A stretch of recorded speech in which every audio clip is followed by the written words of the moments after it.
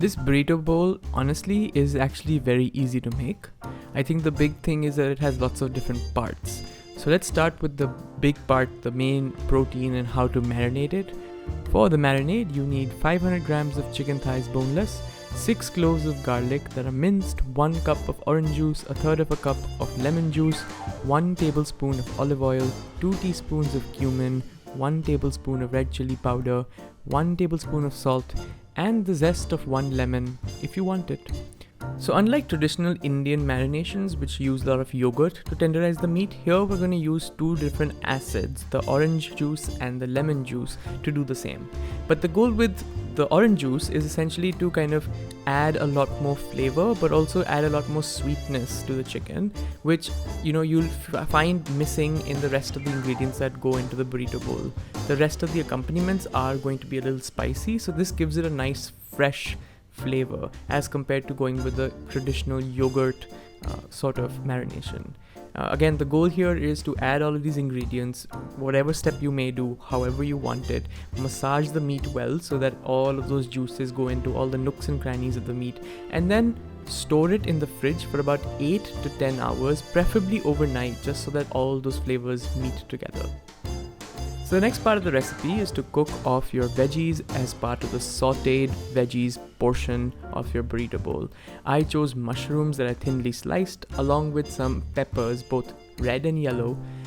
But you can also choose anything else you like zucchini would do really well, so would onions, so would corn. All of these are good options as well, and the world's your oyster. Or well, the world's your vegetable. That's a really bad joke, but I'm still gonna go with it. So once I've cut all of these things, I'm gonna start by cooking them off with some oil and some garlic, and then I'm gonna add my mushrooms. And mushrooms go in first because they have a lot of water and they can cook for a lot longer. I'm gonna then add my spices, the cumin and the cayenne pepper along with salt, and then I'm gonna add the red peppers and the yellow peppers because I don't really want to cook them too much. I just want them to release their starch so that they become nice and jammy. Okay, let's get started with the pinto beans. For this, I soak half a cup of red kidney beans or rajma overnight and then pressure cook them for about 2 whistles. To a saucepan on medium heat, I add 300 ml of water and begin the simmer process. Progressively add the following: a tablespoon of tomato paste and continue to mix, and a pinch of cumin powder, some hot sauce, 2 teaspoons of onion powder, and some light brown sugar to balance out that heat. The process from here onwards is very simple. Keep stirring for about a minute and then cover and let the beans come to a boil. Reduce the heat and let the beans turn into a thick gravy.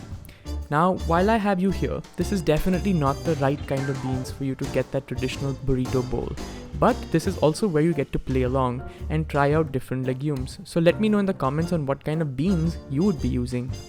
Take off the heat once you achieve the thickness that you like, and don't forget to add salt because I definitely did.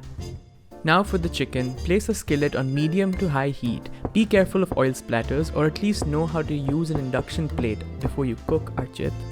Anyway, in a skillet, add your marinated chicken skin side down and cook for at least 5 to 6 minutes.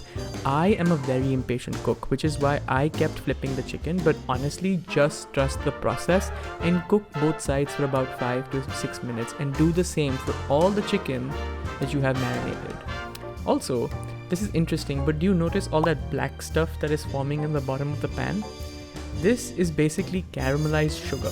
While I don't show the process here, but you can actually deglaze this. This caramelized sugar is known as fond, and it's actually really tasty. And you can deglaze this with some marinade and then add that to your chicken to make it extra juicy and delicious. Time to assemble. Honestly, after making all that food, assembly was so hard to accomplish. A burrito bowl does take time for sure, but the best part is that it can be made with leftovers, or better yet, its leftovers can be used for days. I hope you like this recipe and do share your versions. Happy cooking!